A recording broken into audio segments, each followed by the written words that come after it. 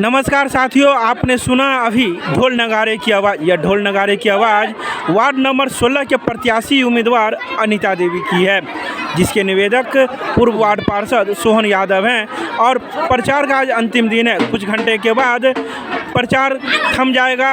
ये जो शोर शराबा है प्रचार का, वो बंद हो जाएगा। लोग अब गुना भाग में जुड़ जाएंगे कि किस मोहल्ले से कितना मत है और क्या वोट है। आप देख रहे हैं सीधी तस्वीरें, आप देख रहे हैं जो पार्षद प्रत्याशी उम्मीदवार है अनीता देवी को किस प्रकार की नारेबाजी लग रही है, क्या क्या कह रहे हैं।